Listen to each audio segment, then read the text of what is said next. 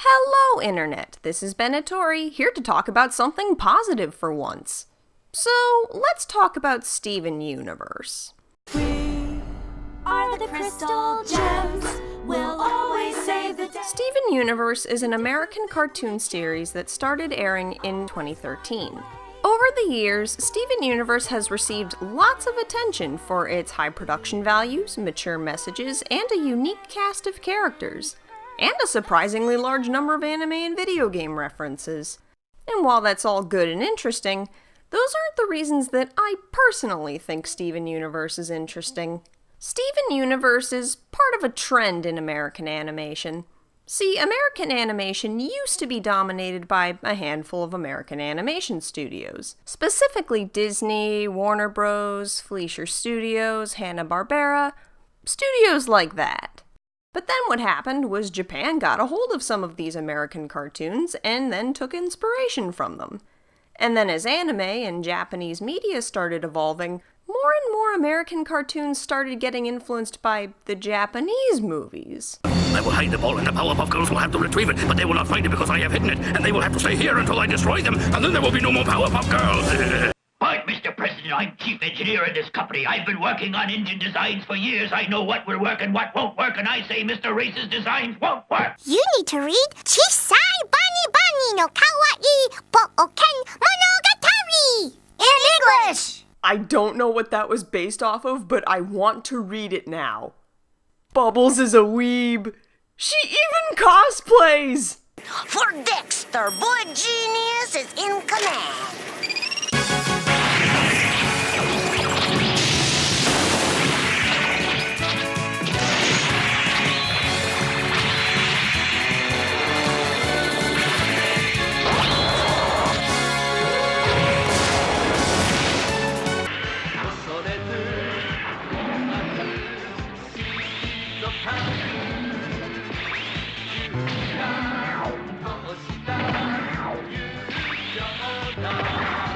And while the influences were usually very subtle, over time, anime's influence over American cartoons started getting more and more obvious. While there was a lot of anime being aired on American television, the first mainstream American cartoons with blatantly obvious anime roots were shows like Teen Titans, Megas XLR, and Hi Hi Puffy Ami Yumi. And of those shows, only Teen Titans was seen as successful. And then Avatar: The Last Airbender happened. It became a hit. Understandably so. And I think it was at that point that it became a thing for Americans to try to make anime. Shows like Amazing World of Gumball, Adventure Time, and Steven Universe are this decade's iteration of Americans trying to make anime. However, I think Steven Universe is a bit unique compared to all the other shows I've mentioned. To give you an idea of what I'm talking about, I first have to tell you the story of how I started watching Steven Universe. So, in real life, it's no secret that I really like anime. So it's not uncommon for people to ask my opinion on whatever cartoon or TV show they just watched. So my sister comes up to me and says, "You need to watch Steven Universe." And I'm like, "Why?" And she's like, "You'd really like it. It has a lot of anime references." And so I watched a random episode, and then about 2 minutes in, I started laughing. And then I kept laughing. And when the episode finally ended, I turned to my sister, grabbed her shoulders, and said, "Listen, this show does not reference anime. This show literally took 3 or 4 different anime, mashed them together, and then made a show out of it." And my sister was like, no, the show is so original and well made. And I'm like, I didn't say it wasn't. The way those 4 different anime were mashed together was very creative. You know, the characters seem all interesting, the story's good, the animation's great, but that doesn't change the fact that this is just a bunch of anime mashed together. So you may be wondering which anime I'm referring to. Well, the first anime that obviously helped influence Steven Universe is Sailor Moon, which came out in 1992. Sailor Moon obviously contributed things like Monster of the Day, Monster of the Day is an episode format that has been used by lots and lots of magical girl anime since Sailor Moon came out. It basically means monster appears, monster gets defeated or dealt with within a 1 to 2 episode span, and then is usually never heard from ever again. Monster of the Day was used a lot during Steven Universe's first season. The other thing that Steven Universe borrowed from Sailor Moon was the idea of girls from space with elemental powers. The second anime Steven Universe borrowed from was Madoka. Now, I can't say what Steven Universe borrowed from Madoka, because if I did, then that would be a massive spoiler. But even if I can't say exactly what Steven Universe borrowed from Madoka, let's just say there's a certain plot twist that would definitely explain a major element in Steven Universe. The third anime is Future Boy Conan, which came out in 1978. Future Boy Conan seems to have contributed things like the beach setting, the concept of a cheerful post-apocalypse, as well as both Steven and Amethyst's mannerisms. However, the fact that Steven Universe took influence from these 3 anime is still not what interests me. What I find interesting is the fact that Steven Universe very obviously borrowed from an anime called Revolutionary Girl Utena. You don't even have to watch Revolutionary Girl Utena to know that Steven Universe borrowed from it. As a matter of fact, before I talk about Utena, we're going to watch Utena's opening, and then it should be very obvious what Steven Universe borrowed from it.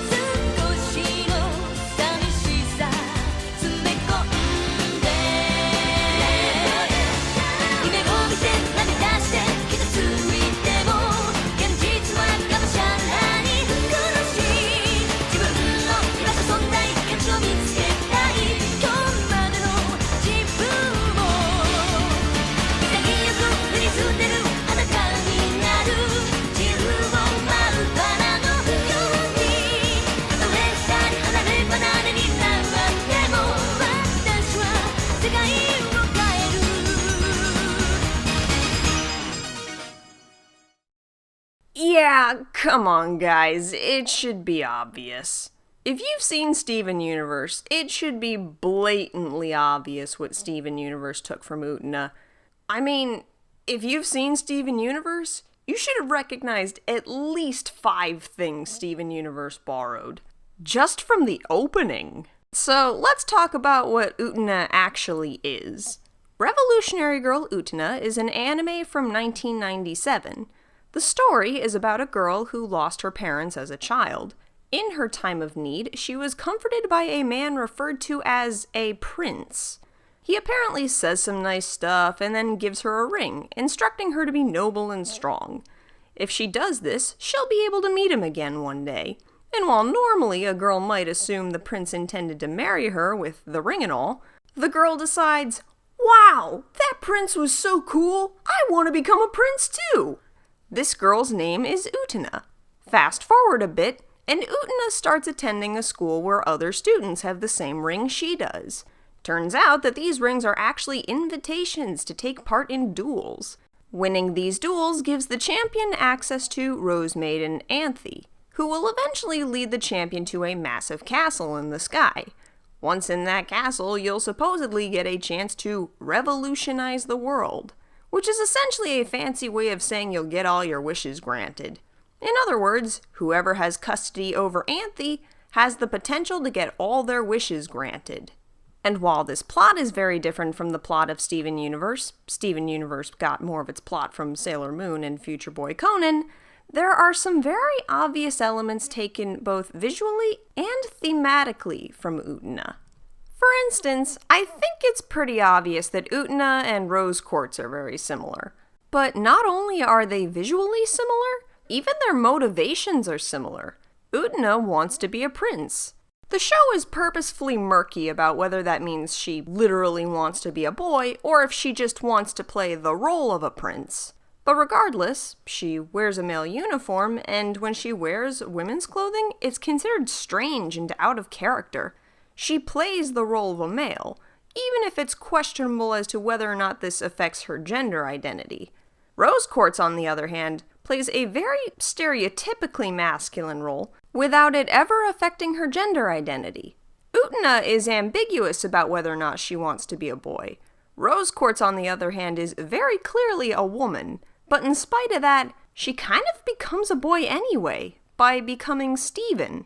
I think it's pretty clear that Rose Quartz becoming a boy by becoming Steven may have been influenced by the story of Utena wanting to become a male figure. I mean, that's not exactly the most common trope in media. So I think it's pretty reasonable to say that Utena probably inspired this character theme.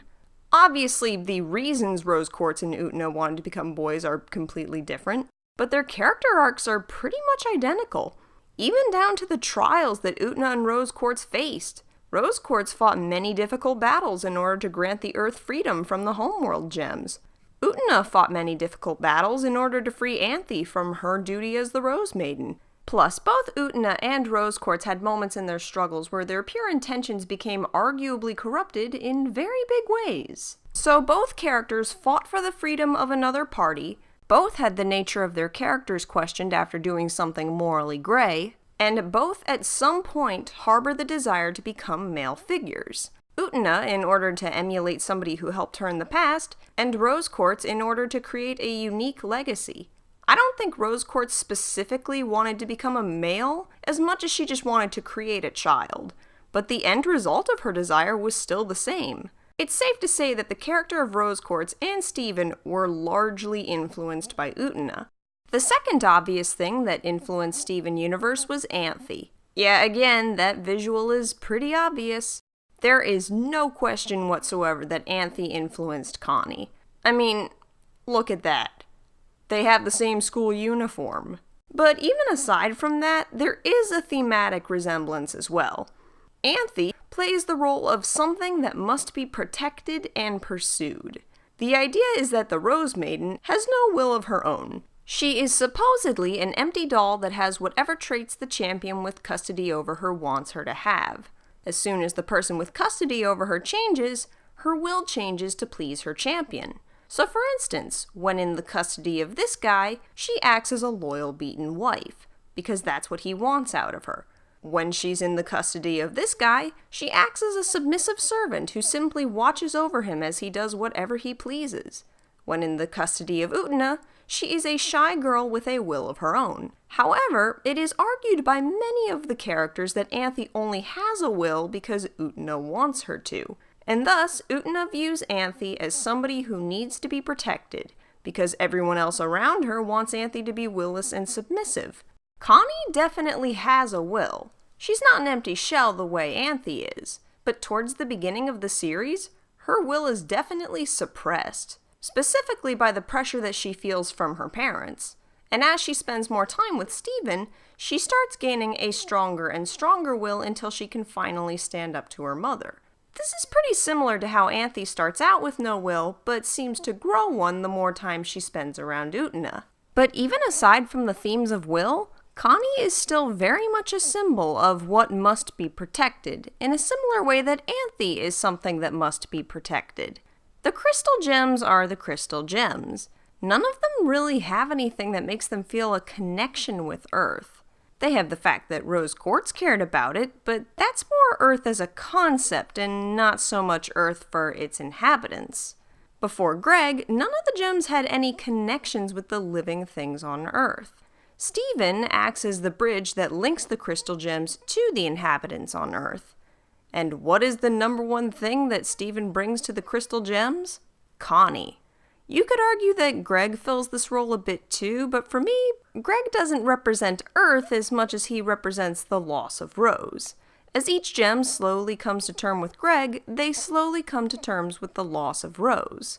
Connie, on the other hand, has no past tying her to the Crystal Gems. She is a pure representation of Earth. She is the Earth gem, so to speak. And when the Crystal Gems accept Connie, they accept Earth. Now that said, Connie does hold her own in some fights. But that said, it's probably gonna be a few seasons before she's ready to fight the big guns the same way the Crystal Gems do. Her role as a symbol to be protected was most definitely inspired by Anthe, even if Connie's character is on the road to growing out of that role.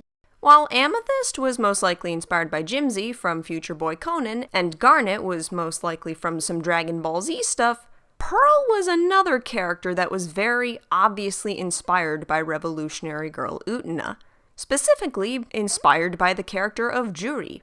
Juri is the captain of the Academy Fencing Club.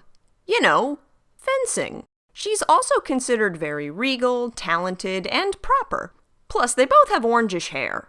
But again, like Utena and Anthe, Juri has some story-based similarities to Pearl. Juri's story is that she had her love stolen by Shiori, and for a while the audience is led to believe that the love Shiori stole was a boy that Juri and Shiori knew in middle school. But it's revealed that Juri was not in love with the boy. The whole time, she was in love with Shiori. So while Shiori goes off pining for the attention of other boys, Juri is left to watch as the woman she loves ignores her, and in some cases revels in her suffering. Now that story is very similar to Pearl, who absolutely loved Rose Quartz and had to watch as Rose Quartz accepted the love of another man instead. The pain and heartbreak Pearl experienced could definitely have been influenced by the pain and suffering Juri experienced. And then the last blatantly obvious theme that Steven Universe borrowed from Utena was the themes of Lapis. Lapis definitely borrowed from the character Kozue. She probably got a few things from Future Boy Conan as well, but her character is clearly a mix of Kozue as well. First off, visually, yeah, no questioning that one. Second, their themes are similar. The deal with Kozue is that she lives in the shadow of her twin brother. Her brother Miki is a genius. Kozue, on the other hand, is left behind. Miki is a piano prodigy. Kozue is not. The one thing that Kozue has over Miki is, promiscuity.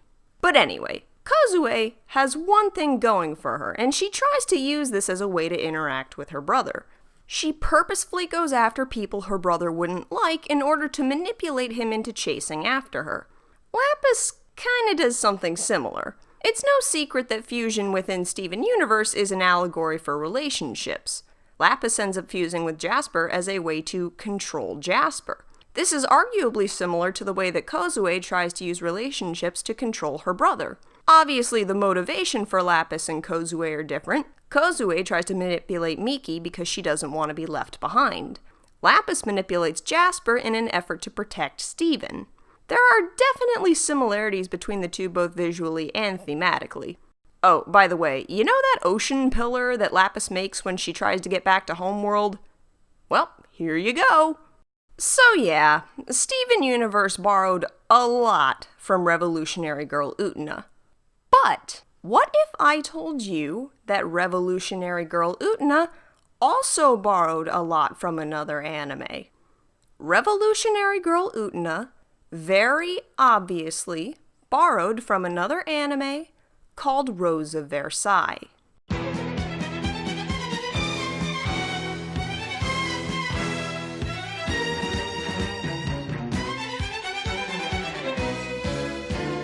Rose of Versailles was originally broadcasted in 1979. Rose of Versailles is also considered by many to be one of the most influential manga ever written. And it was also the first manga to ever be commercially translated to English. And it still has a loyal fan base, even nearly 40 years after its original release. But enough of that. What's the anime actually about? Rosa Versailles takes place in late 1800s France. The story follows Oscar. Depends on what subs you're watching, but I'm just gonna go with she. Oscar is the fifth daughter of a French general who is desperate to have an heir to his military legacy. And after his fifth friggin' daughter in a row, he says, "Screw it, I don't care. This is my son. His name is Oscar, and he's gonna be a member of the Royal Guards one day." And so, Oscar spends her entire childhood raised as a boy and training to become a member of the Royal Military. So yeah, right there, it's pretty obvious why Oscar's a big deal. Oscar was the very first gender-fluid character ever portrayed seriously in anime. Again, may I remind you that this anime originally aired in 1979? And they don't just make that a cliff note either. This is a major part of Rosa Versailles. Whether or not Oscar should live as male or female comes up as a major plot point during the series. There are both male and female characters who crush on Oscar. There are some characters who may not know that Oscar's female, and then there are some who know but just don't care. Rosa Versailles does not shy away from this issue. And again, 1979. And to say the way they handled Oscar was influential is a bit of an understatement. Rosa Versailles is considered the groundbreaker for non-straight romances in shoujo manga. Rosa Versailles acted as the story that let readers dip their feet into the idea without having to push their boundaries too far. So when it came time to actually start featuring same-sex romances, it was a bit easier to justify. Hey look, I got this idea for a manga with gay relationships! I don't know. A romance between two guys might be kinda risky. Well, Rosa Versailles got away with it. I mean, Oscar's kind of a guy, and there were guys crushing on Oscar, so what's wrong with pushing it a little bit further? You got a point. Why not?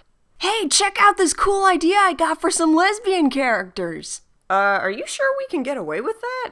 I know there's a niche market for that kind of stuff, but for a mainstream manga?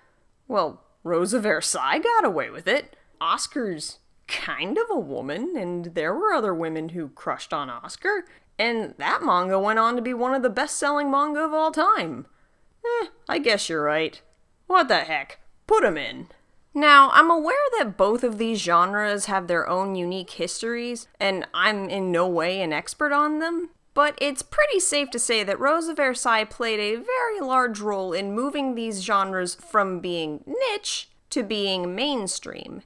Also, a question for anybody more familiar with these genres: why the fuck were so many LGBT manga set in France? Like, it's kind of ridiculous how many of the early ones are all set in France. What's with that? But anyway, now that I've gone off on that rant, what does that have to do with Revolutionary Girl Utena? Well, while it's safe to say that pretty much every single shoujo anime has been influenced by Rosa Versailles in some way, Utena definitely borrowed much more from Rosa Versailles than your average shoujo anime did. First, let's look at Utena, the girl who wants to become a prince. There is no question whatsoever that she was inspired by Oscar. First off, visually. That uniform is definitely inspired by Oscar's uniform. Plus, it doesn't help that in the first original manga volume, Utena had blonde hair and a sometimes pink, sometimes red uniform, which is almost exactly the same as Oscar's appearance. But even after the anime changed the design, there are still similarities. Utena's hair isn't blonde anymore, but it still has that same billowy feel that Oscar's had. Utena's uniform isn't red anymore, but that black uniform still looks pretty similar to the blue uniform Oscar wears towards the end of the series. And then there are the dueling roses that all the duelists in Utena wear. Utena's rose is white. You know, the same color as the rose Oscar usually wears. Hell, even just the rose motif. It's not unrealistic to say that Revolutionary Girl Utena took that from Rosa Versailles. Then there's the thematic similarities. First off is the most obvious one. The fact that we have characters playing non-binary gender roles. Utena usually refuses to wear female clothing. She wears the male uniform instead of the female uniform. Utena has also sworn to become a prince. Not a female knight, a prince. Oscar was raised to be a man. She fights with swords, rides horses, orders other men around, goes on dangerous missions, and attends events in a male uniform. I personally think that Rose of Versailles went much more hardcore into this concept. Oscar doesn't want to be a man. Oscar is a man, despite also being very open about the fact that she is female. 間違えるな。これでも私は女だ。たとえただでもお前を買うことはできん。私がまだ自分をてっきり男だと思い込んでいた頃だ。私は自分を男だと信じていたあの頃に戻る。There is no question in Oscar's mind that Oscar is a man. Utena, on the other hand, took this theme and was a bit more ambiguous about it. Utena is female, but Utena still strives to become a prince. Whether or not this means just fulfilling the role or literally becoming a man is up to interpretation. But the idea of a female character very seriously trying to fulfill a male role was probably inspired by Oscar's ability to seamlessly fulfill male roles. Then there's the theme of a strong and powerful woman serving and protecting a much more delicate woman. In Rose of Versailles, Oscar serves as a member of the royal guard. It is her job to guard Marie Antoinette. Marie Antoinette is an extremely fragile non-combatant. She speaks politely to Oscar, praises her for her service, but does not contribute much to fighting actual threats. If anything, she ends up causing most of the threats. Anthe plays a similar role. Utena is a strong and powerful woman who must protect Anthe, the extremely fragile non-combatant. Aside from giving people roses and summoning the Sword of Dios, she does nothing but act as a literal prize for people to fight over. Another part of the Marie Antoinette-Anthe parallel is that neither of them are good masters. Marie Antoinette means well and seems nice, but she doesn't actually do anything to earn Oscar's loyalty.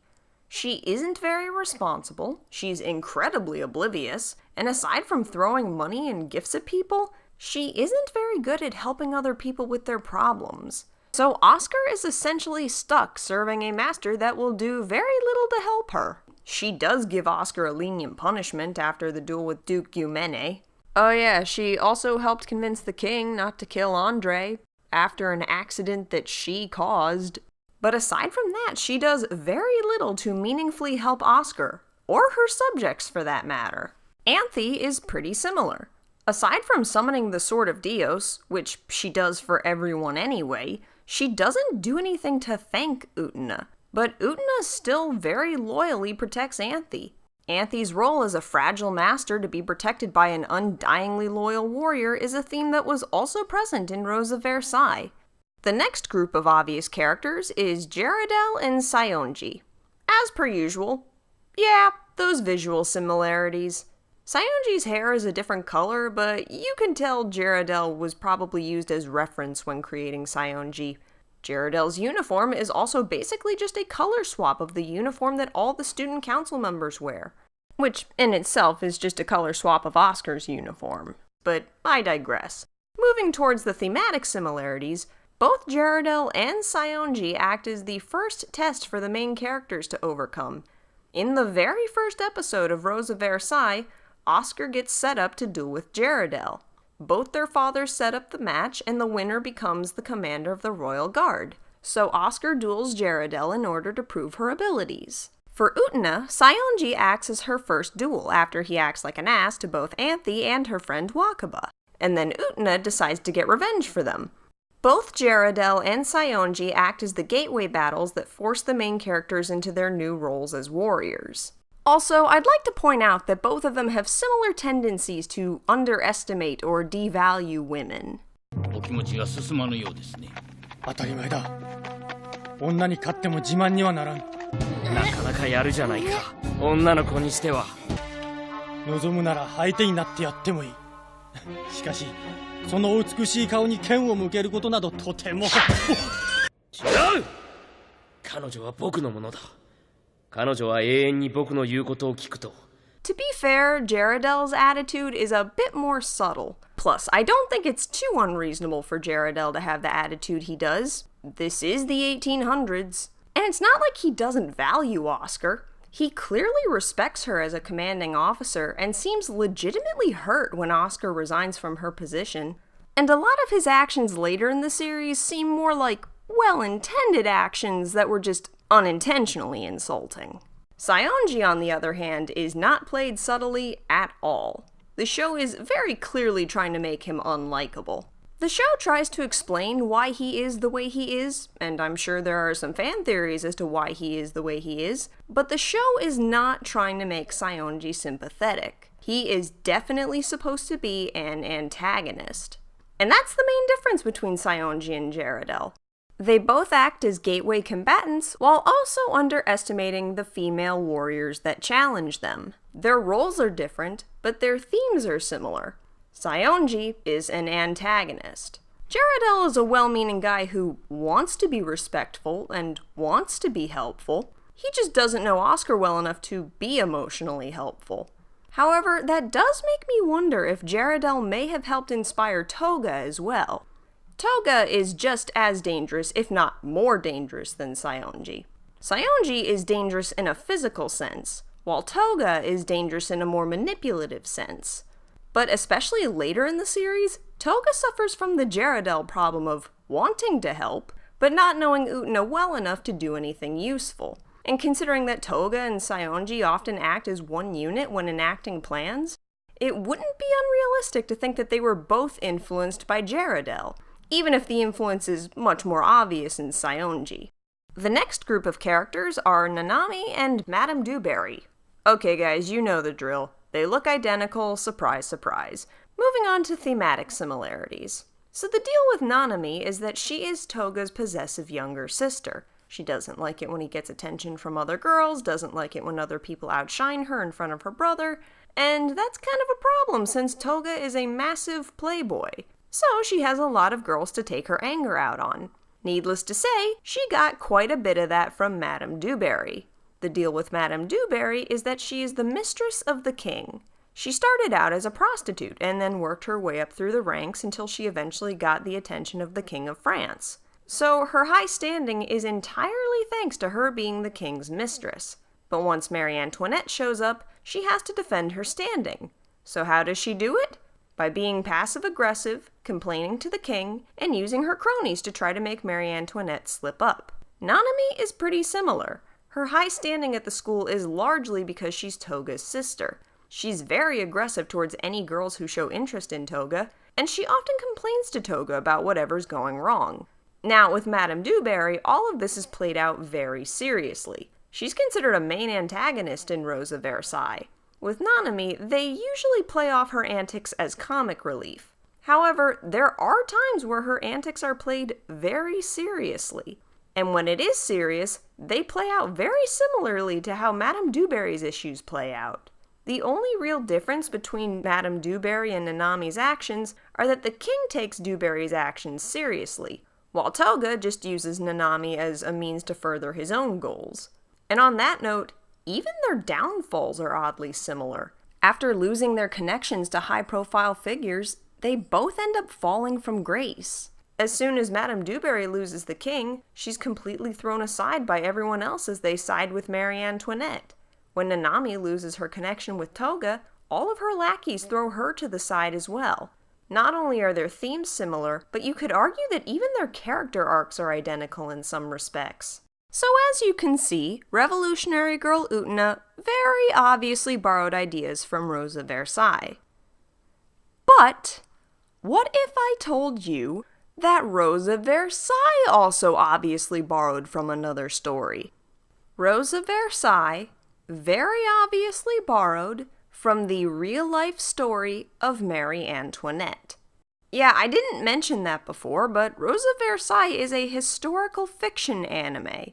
As a matter of fact, the Rose of Versailles manga was originally supposed to be exclusively about Marie Antoinette, and Oscar was brought on as a side character. But Oscar's character was so popular that the mangaka just said, screw it, let's make Oscar the main character.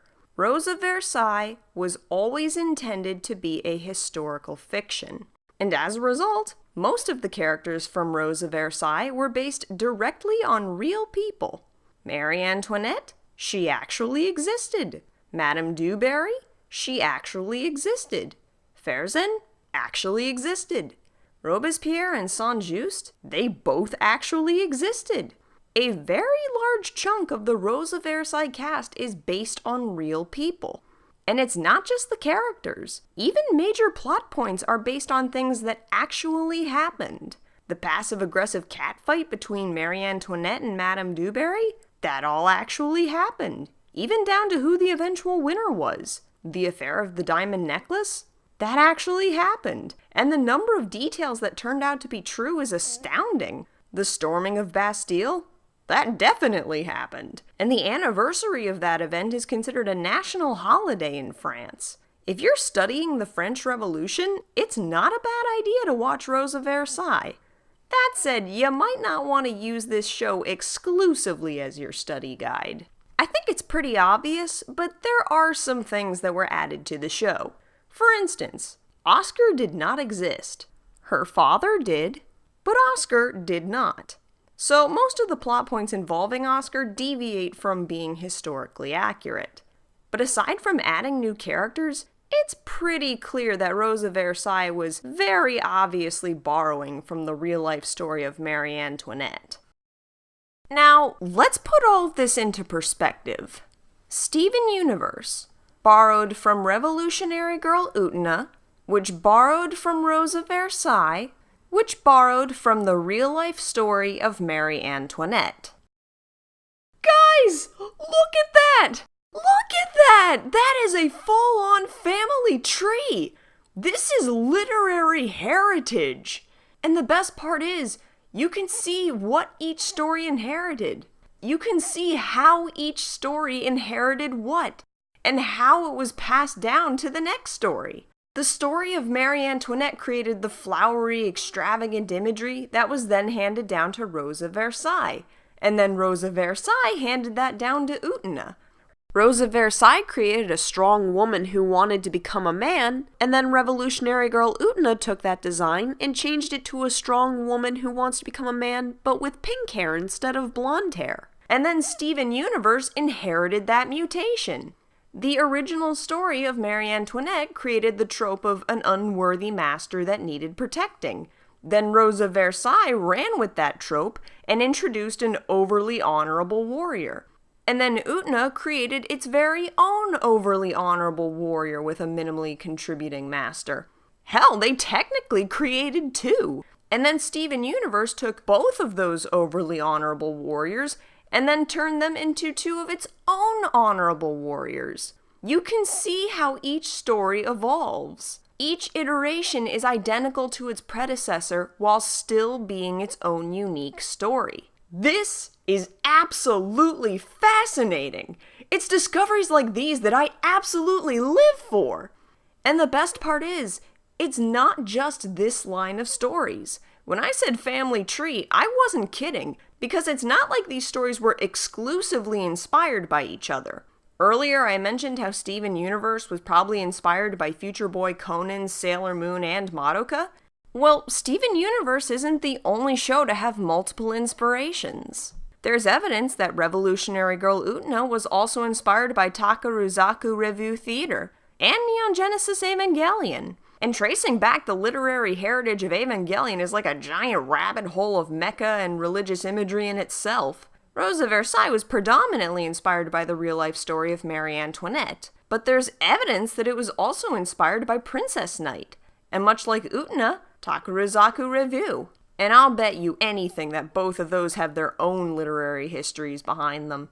And this isn't the only line of stories that this applies to. The only thing that makes the Marie Antoinette line unique is how obvious its inherited traits are. There are a ton of other stories out there with their own family trees, largely independent from this one. Hell, if I was given enough time for research, I could definitely make a video like this for Dragon Ball Z. It might take me a while to read Journey to the West all the way through, but yeah, Dragon Ball Z has a huge family tree going for it. My point is, every single story is connected in some way, even in ways you wouldn't expect. I mean, how many of you were expecting me to tell you that Steven Universe is a distant relative of Marie Antoinette? And it's not just limited to anime. This particular family tree was crossing borders and genres left and right. So the next time you see a random cartoon or anime, try reading up on its influences. You may end up finding an entire history worth of stories that made your favorite cartoon what it is today.